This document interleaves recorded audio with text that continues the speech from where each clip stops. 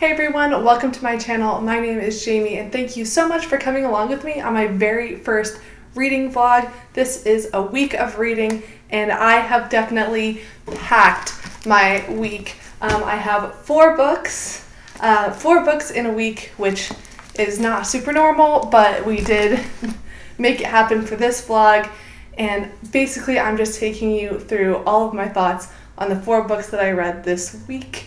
And also, I just want to say thank you in advance for your patience because this was my first reading vlog and I was trying a couple different strategies with filming locations and audio and video setups. And as you will see, not all of them work 100% well, but I did my best to edit and post and make it as easy to watch as possible. So thank you in advance for bearing with me through that, but I hope that you do enjoy this week of reading, and I hope that you are enjoying your week of reading as well.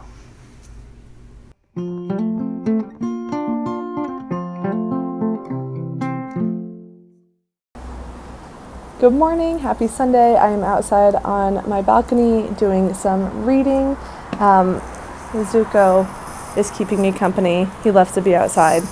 So today we are talking about How High We Go in the Dark by Sequoia Nagamatsu, and we will definitely get into that.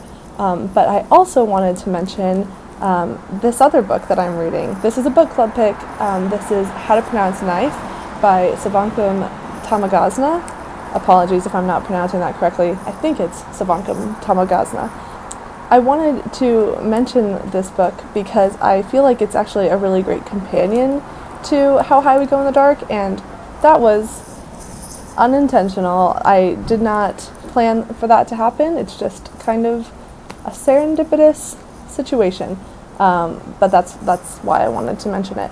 So I did not know anything about this book when I picked it up. I gathered from the blurb that it was about immigrants and families of immigrants, and I assumed that it was set in America, but I have since learned, because I'm about halfway through this book, and what I have learned is that all of the characters are from Laos, and the author, her family is from Laos, but she was actually born in the Lao refugee camp in Thailand, and then she was raised in Toronto.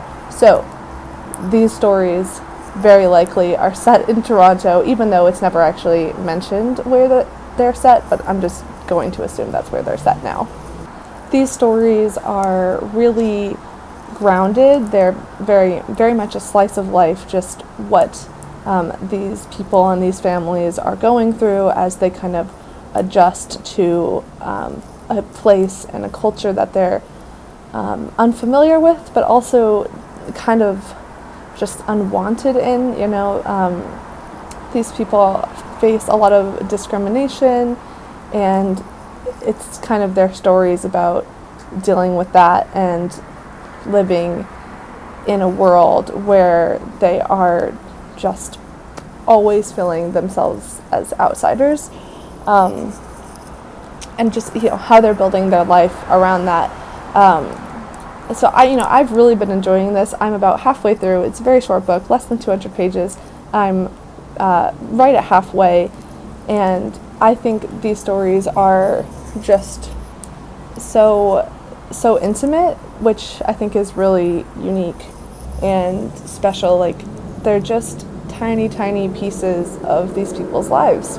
And the reason that I think this makes a great companion piece to How High We Go in the Dark is because similarly, and I'm only I'm like 1/3 of the way through this book, so this could change, but I don't think it's going to.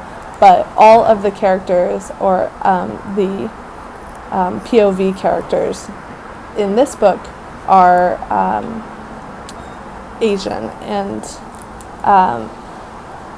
while the characters in How to Pronounce Knife are all from Laos, these characters are all of various ethnicities. They're from various different Asian countries.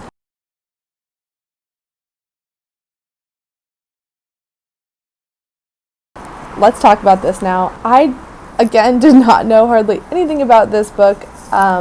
It was blurbed as being for fans of Cloud Atlas and Station 11, which are two of my all-time favorite books, so, like, I didn't even need to hear anything else. Like, I will pick that up. But then I did recently hear about it again from Kayla, Books and Lala, when she did her vlog, and she was reading this book along with Out There by Kate Folk, which are short stories that I read actually earlier this summer, and Kayla read them together and was like, oh, these are really good together. And I can definitely see the similarities between the Kate Folk story collection and this. Although for me, I was like very happy that I read one earlier and now I'm reading the other one, because if I read these together, I think that would just be too much weird all at once. So I would say if you really enjoyed one and you were like looking for more of that weirdness and social commentary and just kind of everything, that if you liked the vibe of one and you're looking for more of that, pick up the other one. I don't think I would have preferred to read them together, but I already read Out There, so now I'm reading this. How High We Go in the Dark. This is a speculative fiction novel that kind of reads like short stories, actually. It's a bunch of tiny kind of vignette stories that are all interconnected, and they kind of like paint this bigger picture of this world, which is a little bit apocalyptic, but like not entirely. It's basically set after a plague has been released when the Arctic ice melted, and like a plague has been released into the world now. But the plague initially only affects children, and it is not like a normal plague. It's the illness that the children get is very strange. It's very weird, super weird. So again, I will reiterate, this is weird. This is like a highly speculative fiction, almost borderline sci-fi kind of feeling story, and I will admit I started this a couple days ago and I was struggling to get into it, and I think it was just because, you know, it was blurbed as being similar to Cloud Atlas and Station 11, so I was kind of expecting a prose style that was kind of more flowing and just kind of like in the vein of a David Mitchell or Emily St. John Mandel. And it's not that this isn't like, I mean, this is like perfectly well written, like there's nothing wrong with it. It's not like difficult in any way. I think I was just thinking it was going to be one style, and then I was a little bit like just not prepared for what it was. But once I kind of got used to the writing style and the character voices, then I could really start focusing on the story, and it's odd at first. It is really odd, and I kind of like wasn't with it really, and I was like, okay, well, I'm just going to keep pushing through because this has been on my list for so long and I've been so excited to read it. So I'm like, okay, I'm just going to keep pushing through. And then right at about the 75-page mark, it just clicked, and I was like, okay, like I see where we're going with this. I understand what's going on here, and like I'm really interested in the direction that this is going now. So yeah, it took a minute, but once I understood what this was, like now I'm just in it. I'm at the 100-page mark, about a third of the way through, and I'm just so excited because I feel like I've really gotten to the meat now of what this is going to be, and it's just, now I'm just fascinated. I have a couple predictions of what I think is going to happen, and do I even care if I'm correct? Not really, but I think it's fun that there is enough kind of hints that you could maybe piece something together, but I also might, anticipate that this is going to go in a completely different direction, and I might be completely wrong, and I'd be perfectly okay with that as well, because it finally kind of like sunk its teeth into my emotions, and now I feel very connected to the characters, and I'm interested in what's going to happen to them. So that is that. 100 pages into How High We Go in the Dark. I am hoping to knock out like another 50 to 100 pages today. That might be ambitious.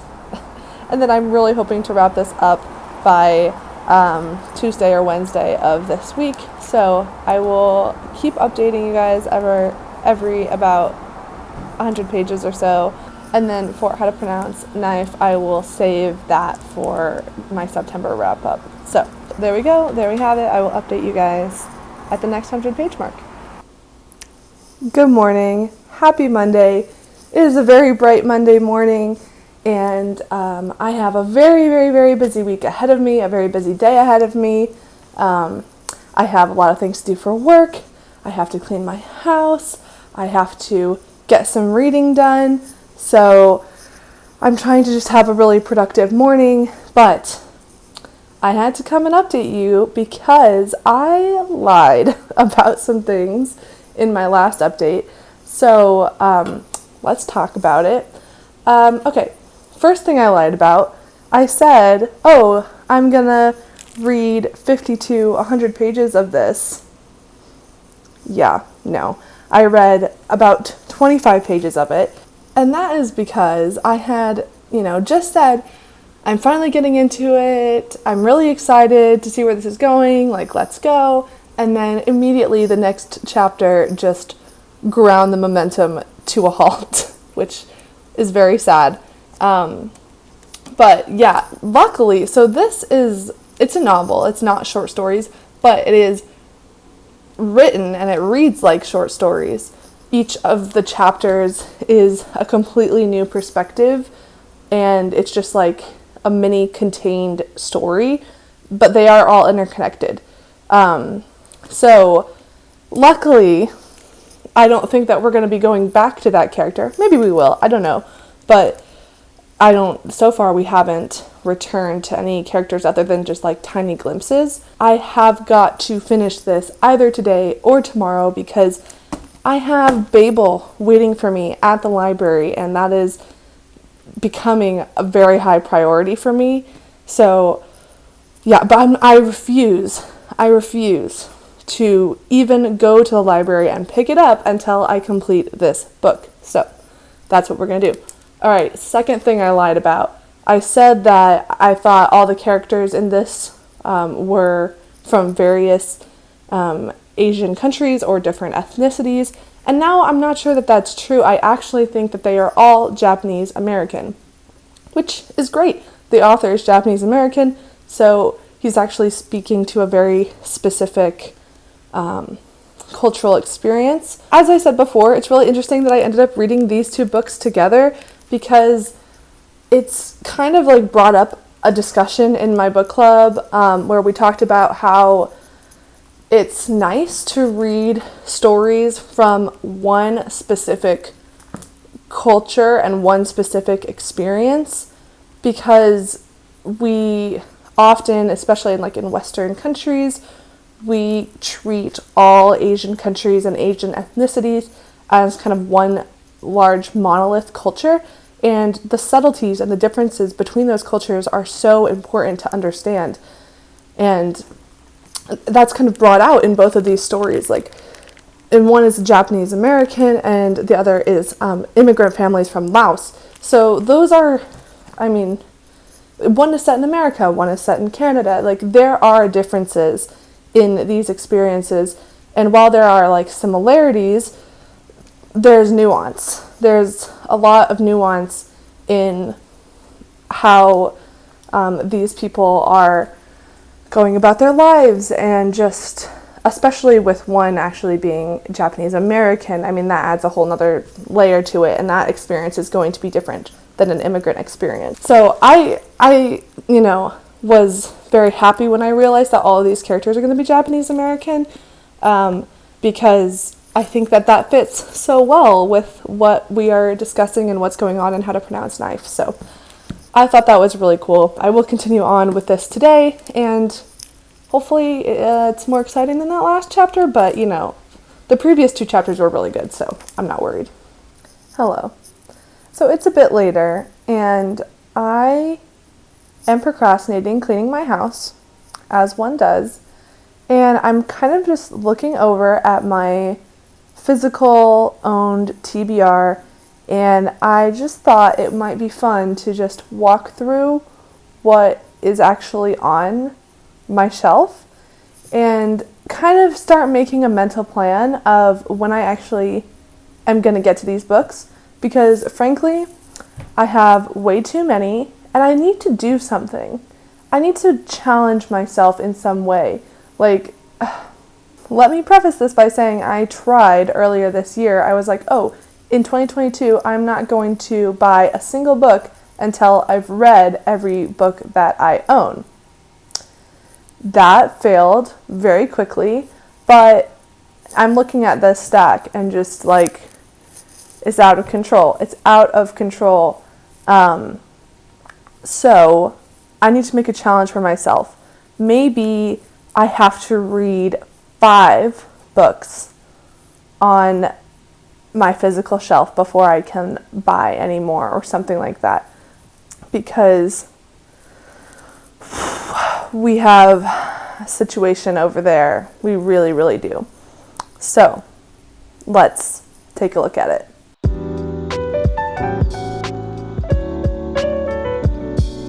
Okay, here we have it. Here is my physical owned TBR stack, but I'm actually just going to start out with these 3 books. So this is a series of unfortunate events, book number 10. I read the rest of the series, I reread the rest of the series earlier, in 2021, and I never finished it, which is just tragic because I have only 4 books left. So what I'm going to do is read the remaining 4 books, 1 book a month for the rest of the year. So this will be my September book.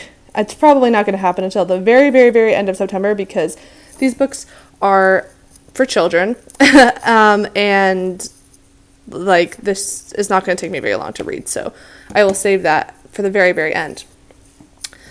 Then we have Upstream by Mary Oliver, which I did start, but it's not really been grabbing my attention. It's short prose and poems and things, and I'm going to continue on with it, and I do hope to finish this by the end of the year. I just need to be more motivated. But, I mean, look at that cover. That's just so beautiful. And Mary Oliver is very wonderful. May she rest in peace. Okay, and then we have 100 Years of Solitude, which I did. Again, I started this. Obviously did not get very far.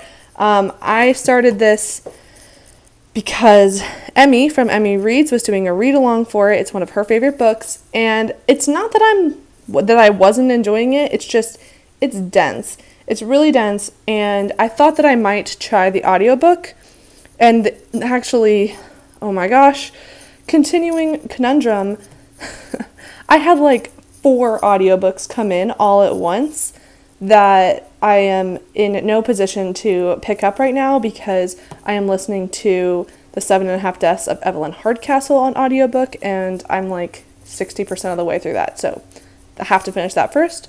But we will get to this, but more likely on audiobook. So those are the 3 books that I own and have started, but haven't finished. Okay, so at least those are out of the way.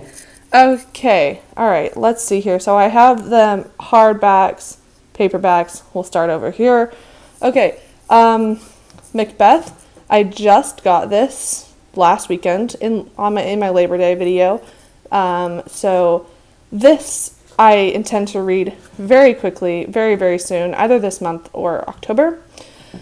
Ian McEwan, The Cement Garden. I picked this up pretty recently. I don't have any immediate plans to read it, but I am getting through my Ian McEwan stack. I actually read another Ian McEwan that I owned nutshell, I read this in August, so I can check one off the list. So I don't have plans to read this right away. Bluest by Toni Morrison. I just got this in my Labor Day video. I don't have plans to read it yet. I've never read a Toni Morrison, and I just had to pick this up when I saw it. The Reader, another Labor Day thrift find. I want to read this, but I don't necessarily have plans for it yet. The Poppy War, I also just got this recently, and I don't know when I'm going to read it. I need to find a time, but I'm not sure. Never Let Me Go. I am buddy reading this with a friend this month, I hope. But of course, with Babel, I'm not really sure. I have to read Never Let Me Go, and I have to read Bunny, and I have to read Babel, so we'll see what happens there. A Walk in the Woods by Bill Bryson. I don't have any plans to read this yet. This is where I leave you. Also a recent pick. I don't have any plans to read it yet. Lauren Graham, Talking as Fast as I Can. I'm going to read this after I finish Gilmore Girls. I'm on the last season. And then there's the Year in the Life. But I'm on the last season. After that, I will read this book. The Road.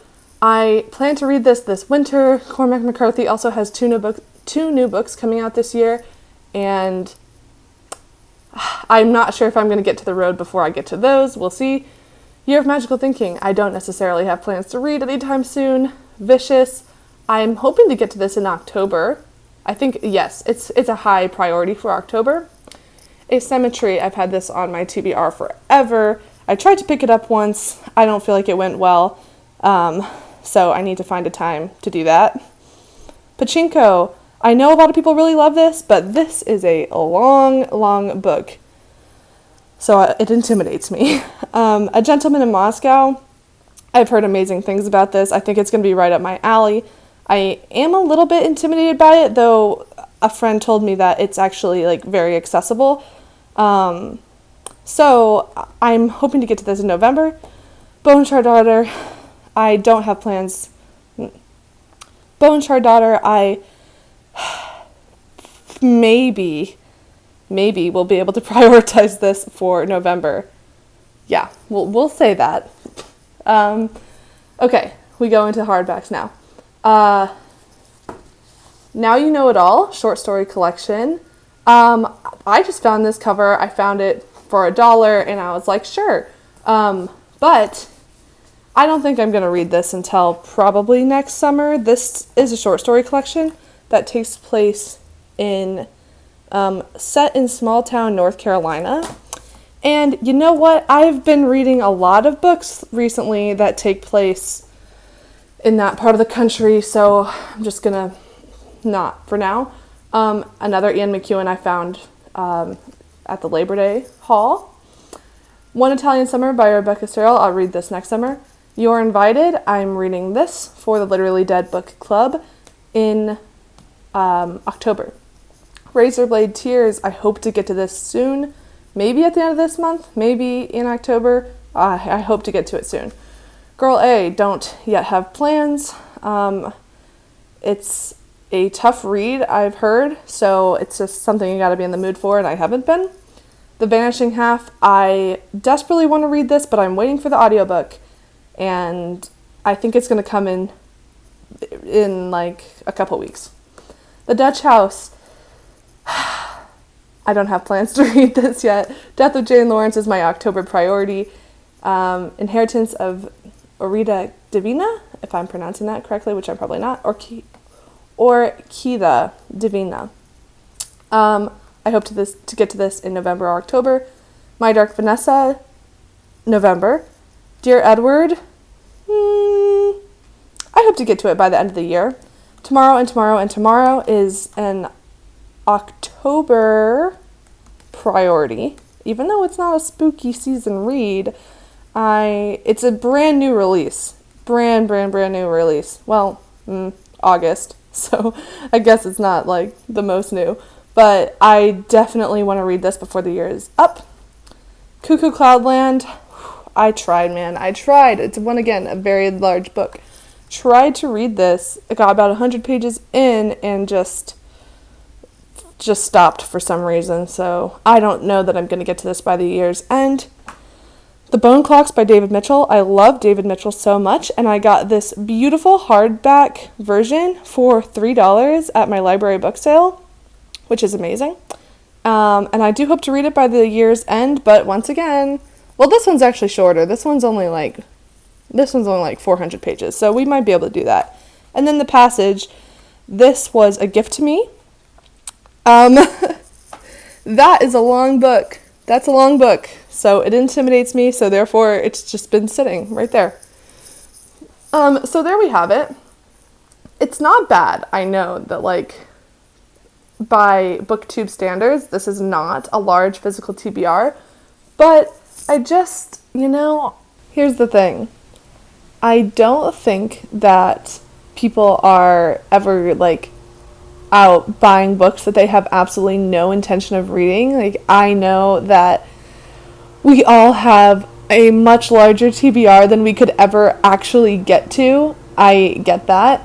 But I do think that, especially on BookTube, there is this kind of feeling that you have to have a physical copy of every book ever, and that if you don't own the physical copy, like, in your hand that you can hold up while you talk about it, then, like, you are, like, lesser than or, like, an inadequate creator. And I think that just, like, breeds more overconsumption. And that's not to say that, like, oh, you can't have a big library or anything like that, because I love to collect books. Like, I love to get new books and, like, have this thing that I love in my hands. Like, I love to collect things. I add a lot of, like, sentimental value onto physical things, even that are not necessarily, like, always deserving of it. Like, I just attach emotions to things, and, like, I treat everything as, like, a treasure. And that's why if I don't love it, I will just get rid of it, because I want everything that I have to be something that I treasure. I just feel like it's hard on BookTube if you feel like you constantly have to, like, keep up with this. And, I utilize the library a lot, and the library is the reason that these books are not getting read, because my holds will come in and it's going to be, like, the shiny new release, or the book that I've had on hold for months, and my window to read it is really small, and that makes it difficult for, like, planning purposes, because you just don't know when the hold is going to come in. So it's, like, hard to prioritize anything off of this shelf, because when the hold comes in, we ought to drop everything and read it. And like this month, I've had so many holds come in all at once, like, right on top of each other. I don't think I've ever had as many holds come in on top of each other as I did this month. And I've had to just say no to a lot of the things I really wanted to read, because, like, I just had to make a priority somewhere, and, like, something had to give, which is really sad, because obviously, like, I have so many things that I want to read, and I just don't have enough time in my life to do it. What can you do about that? But I do think, like, for me personally, it's going to be super important in the next couple months to read the books that I actually own, because these stacks are just, like, so out of control. Like, and I know that, like, by BookTube standards, this is not a lot. Like, this is, like, literally nothing. But for me personally, I don't like having that many things that, like, I spent my money on and they have not been read. Yeah, and also I just think that I don't want to do book hauls. Maybe I'll do library hauls. I love a library haul, but I don't think that I want to, like, just do these, like, big, massive book hauls. Like I said, I love to collect books. I love to have books and go to bookstores. I mean, like, it's so much fun to go to a bookstore for several hours and just, it's a magical time. It's a magical time. So, like, I'm not trying to say, like, oh, you can't buy books or whatever. Like, that's not what I'm saying at all. It's just, for me personally, I want to prioritize what I already have, because I picked these books up for a reason, and if I don't prioritize them, or if I just keep buying new books, then these are never going to get read, and that's not what we want. Like, I really am excited about all of these, most of them. A couple of them I'm kind of nervous about, but that's my thoughts on my physical TBR. Also, while we are talking TBR, I did want to just point out this. This is my Tbr board, and it's always extremely tentative. These are like usually my plans for 3 months out, but this very often gets changed. It's rare that the books are ever in the correct month or order, just because my library mixes things up on me. And then, of course, like if I'm not liking a book, I'll DNF it. But I usually try for 3 months out. September, we've already talked about at length. We've talked about everything on this list. And then October, well, Babel's the first thing. It's obviously getting moved to September. And then the only one I haven't mentioned yet from October is Cabin at the End of the World. And I'm going to a fall cabin in October in the middle of the woods, so I wanted to bring a spooky read for that, a cabin-based story. I don't know that I'm actually going to have a lot of reading time there, but I'm going to bring it just in case. And then November, this is where the plans get super tentative. So November, I currently have on deck Vicious, My Dark Vanessa, Bone Shard Daughter, and Reprieve. We've talked about the first 3. Reprieve is a horror book that I do super want to read, but I'm not sure I'm going to get to it because Bone Shard Daughter is pretty long. So the later the list goes, like the later down the 3 months it goes, the more often things are going to change dramatically. For summer, I think I did actually read a lot of books, but not many off of my actual TBR board. So, those are just some tentative plans, and it kind of helps me remember like what I have on deck so that I can just kind of just keep things in the top of my mind for planning purposes. But yeah, that is the board that you will often see in the video. Hello, it is later. It is 8:30 p.m. I just got back from my walk. It was so lovely. Like, the air is actually cool and it just feels so fresh, and the light, that September evening lighting is so fabulous. I walked for an hour, got about 3 miles in, and just watched the sun go down. It was so amazing. I walked over to a free little library, which is in the neighborhood over from mine, and I go there very frequently. Pretty much everything that was in the free little library is stuff that I put in there last week, but I did actually find something, which I know I literally just said like, oh, I'm not going to get any more books, but I feel like it doesn't count if they're free. If they're free, I didn't pay any money for them, so, and this was actually already on my list, and that is The Vegetarian by Hong Kang. And it's short, that's good for me. But I don't know too much about what this is. I have seen some kind of mixed reviews, but being a vegetarian myself, I feel like I just have to read this. I don't think it's going to be anything like this, but along the same sort of vein, I recently read Tender as the Flesh by, forgive me, I can't remember the author, but I hated that book, even though it was like, kind of vegan, vegetarian, like, influenced, I guess I'll say. Yeah, so I don't think this is going to be anything like that, but just because I hated that one so much, I just automatically associate that with this, even though they're completely unrelated. So, yeah, we'll see. It's short, so I'm probably going to get to it relatively soon because it has been on my list. Okay, moving on from the book that I got from the Free Little Library, updates on How High We Go in the Dark. I'm very happy to say that I did actually get a good way through it tonight. I am on page 221 out of 287, so less than 100 pages to go, which means I will definitely be able to finish this by tomorrow night, which is perfect because that was my goal, was to finish it by Tuesday night so I could go to the library on Wednesday. So I'm very happy about that.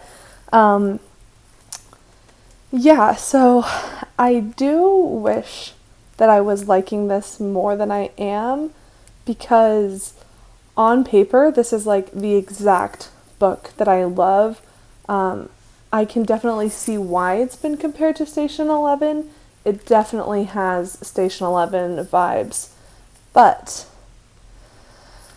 there is something about this writing style that I am just not loving, and I can't even really say like what it is. I can't pin down what it is other than it's just, okay, I'm not explaining this well, but this is why I stay away from YA and why I more enjoy literary fiction, is because in literary fiction the writing style just is like more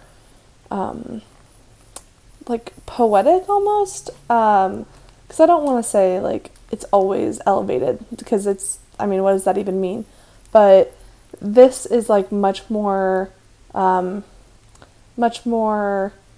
of stripped down writing style than I prefer, which means that like other people might really, really like that. It's just, for me, it makes it very difficult. Like, I have a hard time connecting with these characters because I just don't feel very, like, I don't feel completely in their heads. And then also I think that some of the chapters are definitely more interesting than others. Some of the stories are really compelling, and then there's also stories that I feel like just kind of drag a little bit. I think the direction of the story is pretty interesting. Like, there's a lot of things that I really like about this. I love the format of it, but there is just something about the writing that I'm just not 100% loving, and that's really sad because I like a lot of stuff that's going on in here. This is definitely leaning a lot more in the science fiction direction than I was originally anticipating, but I'm not mad about that. I don't mind it, but I feel like if people didn't know that, and maybe they have like an aversion to sci-fi, they might struggle with that a little bit. I mean, I'm not having a bad time with this. I definitely wish I liked it more, but overall it's pretty good. I mean, like, it's good. It's good. I just wish it was great. And that is something that is just something that happens with me in books. I don't mean to be like overcritical or like super, super, super critical. I just am honest about my feelings. And I'm liking this, but I'm not loving it. And I'll just be honest about that. Because that's what we're trying to do here on this channel. We're trying to be honest and not hold back our feelings.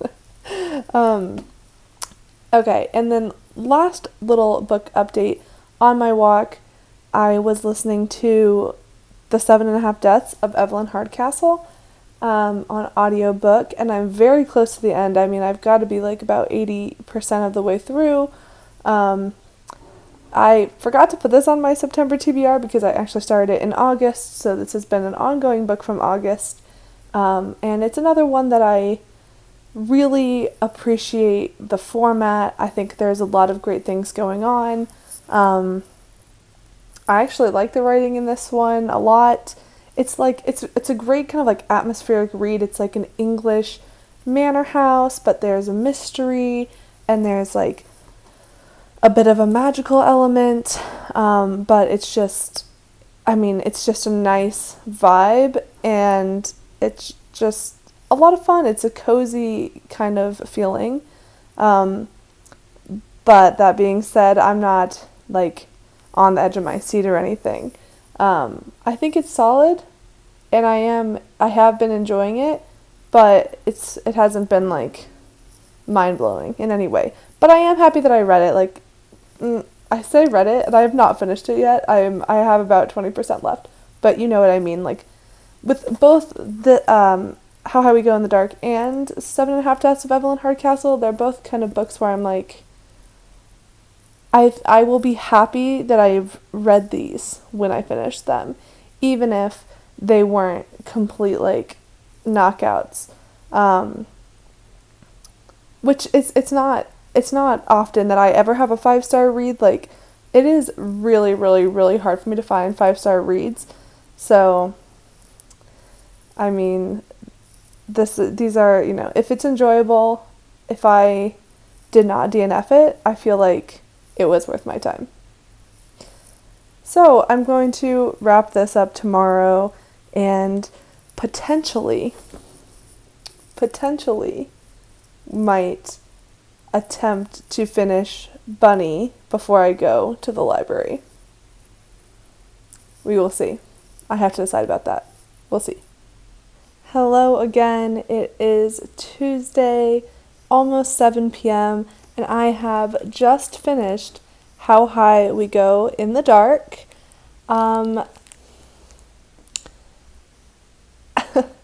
I really wish that I could say that I liked this more than I did. It did not stick the landing for me as well as I really would have liked it to, but just because it didn't work for me, it doesn't mean that, like, it's not a good book, because I think it's a very good book. And I think that just for me personally, the ending was a little bit too, I will say, experimental for my taste. I think there is definitely a specific audience for this book, and for me it was just a little bit outside of my preferences.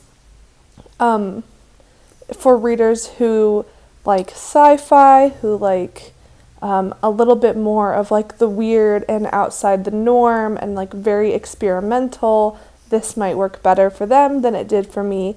But overall, I am really happy that I got to this year. It has been on my list since it was released, and I was so excited to get to this because it is so similar to a David Mitchell or an Emily St. John Mandel. Both authors, I can really see why they were compared, because a lot of it does feel like something those authors would have come up with, like I said, just the slight difference in the writing style. To me, I just did struggle with the writing style a little bit. I had a hard time just feeling engaged the entire time. And also the format of this book, with it being basically short stories, that kind of did make for just kind of a lack of momentum, in my opinion. But again, like I can see why a lot of people really like this. And maybe if it was kind of, if you treat it as short stories, you might not have the same kind of like issue with the momentum as I did when I was like trying to, you know, honestly, like by the end of it, I was just trying to get through it, just trying to like read it as fast as I could. And that's not, I think, like really how I typically want to read books. But yeah, that's just the reality of how this went for me. I still enjoyed it. I'm going to give it a 3.5, somewhere in there, which is like, I still had a good time with this. So yeah, I'm happy with that. Also, I did want to mention that I was incorrect again in saying that all of the characters were Japanese American. A lot of them were Japanese American, but there are a couple stories that feature Japanese characters living in Japan. There's a character who's Japanese who immigrated to America, and then there's a couple chapters that are actually set in Japan as well. So a little bit of a spectrum there, but definitely along the same notes, along the same lines. It's of it all being one specific culture, and that really ties the stories together in just another layer of connection to all the stories, which was really lovely. Okay, so because it is only Tuesday and I did end up finishing this, I actually went over to my library. Babel was there waiting for me, so look at this beauty. I am so excited. This is going to be, amazing. But in addition to Babel, there was also an extra little surprise for me, and that is A Flicker in the Dark by Stacey Willingham. So here's my thinking. I know, I've been talking about this whole vlog, I've been talking about picking up Babel, and now I have it in my hands, which is kind of amazing because I've been waiting for this for so long. So obviously I want to start it right away, but hear me out. I might instead actually start A Flicker in the Dark because, it's how ironic that the title is so similar to How High We Go in the Dark. I don't think they're not going to be the same at all. This is like a thriller. This is a psychological thriller. But just keeping on the theme of the name, I might actually pick this one up. It says it's 400 pages, but I think it's actually going to go a lot faster than that. I hope to maybe read this in the next 2 days, and I'll put this is now going to be a part of this vlog, and then I will make a whole new vlog which is going to be all dedicated to dark academia. It is going to feature Babel, and then finally, after having to put it off, I will also, in that reading vlog, read Bunny. So, how does that sound? This vlog didn't start with a theme, but apparently now our theme is books with similar titles, because we've had How High We Go in the Dark, How to Pronounce Knife, and now we have A Flicker in the Dark. So completely unintentional. It just sort of happened that way, and I'm not mad about it because this I did put on hold. I am not the biggest fan of thrillers, okay? But everyone says that this is really good. I'm not sure if that means by the thriller standard, because with me liking literary fiction, I don't know how this is going to go, but it intrigued me. It really did intrigue me, and this is another one that has been on hold for a long time, so see how every single thing I had on hold came all at once? I literally had to put 3 audiobooks. 3 audiobooks came in at the same time, and I had to tell them all no, which is just crazy to me. That's never happened, that I've had so many books just be ready all at once. So we are adding a book to this vlog, A Flicker in the Dark. We will see how this goes.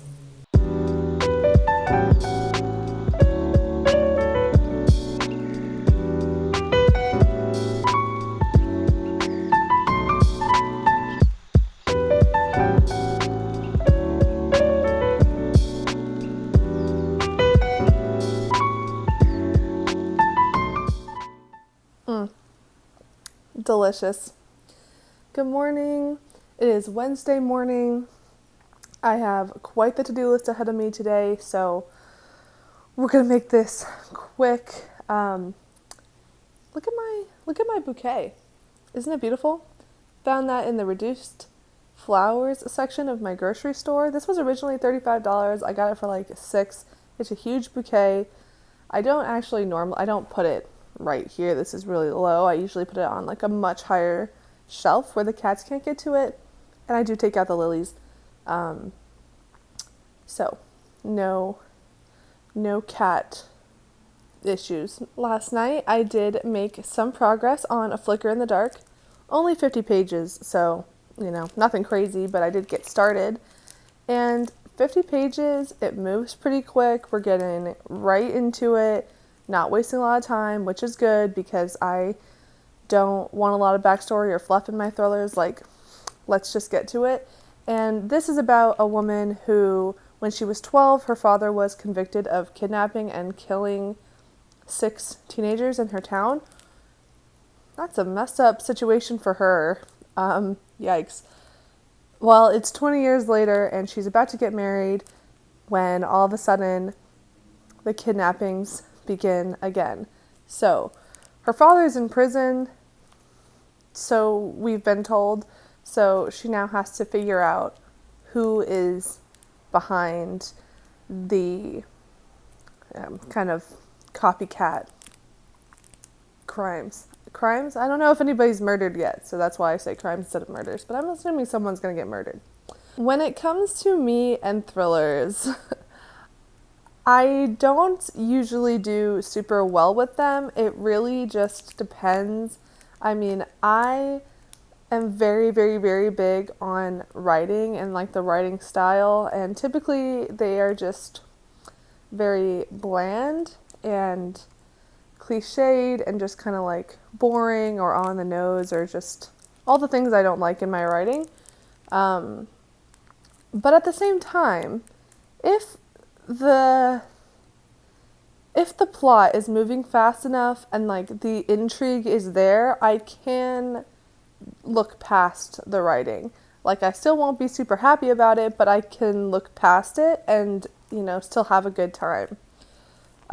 This is not the worst writing that I've ever seen in a thriller, so that's great.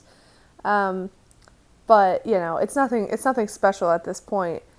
I'm not going to be too mad if I end up DNFing it because I have other things I can get to, including today on my schedule. I'm really hoping that I can finish the audiobook of 7.5 Deaths of Evelyn Hardcastle. So if I end up finishing 2 books this week, that's a win, and I'm not going to be mad about DNFing this. But we are going to give it a fair shot. One thing I'm already a little bit didn't love, our character is a psychologist, and the very first scene in the book is a therapy scene. And I looked in the back of the book, and the author is not a therapist. So the opening scene is like a very cliche therapy scene that just to me felt like it was kind of underbaked or under-researched, and I am not here for under-researched therapy scenes. That's not what we need. So I really hope that the last that we see of that, it gave me PTSD from reading The Maidens, a book that I despised with my entire being. And a lot of that was to do with the therapy that the main character was giving. Well, that book was really terrible in my opinion. It had a lot of things wrong with it. So I immediately got Maiden's vibes from the first scene, and I really hope that this does not get the same star rating that Maiden's got from me, because that would be really sad. Yeah. I will continue on with this. I'm going to give it a fair shot, and we will see what this does for me. I'm not sure. I don't have high expectations. Hi, it's later. I'm feeling pretty accomplished. I got done what I need to get done for work. I cleaned my house. And right now I am starting to edit this vlog. And what I'm realizing is that when I was using my front camera to film on my phone, the footage looks terrible.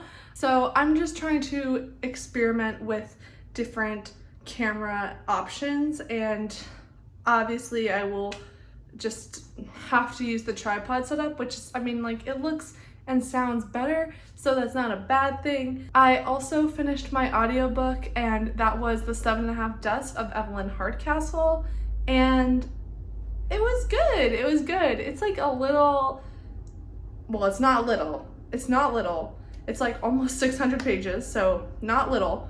But it's a cozy English manor murder mystery with a really imaginative and clever twist.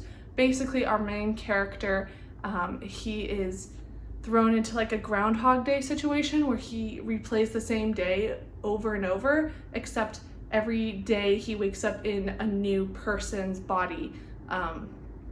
In this dinner party at this mansion where Evelyn Hardcastle is going to be murdered. So he has 8 attempts to solve her murder, if he wants to like escape this like terrible Groundhog Day situation. And that means the only thing to wrap up for this vlog is A Flicker in the Dark. I have not had the opportunity to read anything of it, but I may work on that this evening. I'm probably just going to read it and just skip to the end. Won't do any more updates because I think this vlog is getting really long and we now have a lot of books. So I will just let you guys know when I either finish it or DNF it. So let's finish that out. And just like that, we are at Friday. Happy Friday. It's the end of the vlog. I know this has gone on for a minute, so sorry about that. But I did just want to say thank you guys for bearing with me as I kind of work through my audio and video setup. Clearly, some things that I tried in this vlog did not work, and that's okay. I'm kind of just working through what is the best and makes the most sense and is the most interesting and fun and looks and sounds the best. So yeah, some strategies may not be returning, but I did give it a try, and I don't want to get rid of all that footage because I covered 4 different books in this vlog.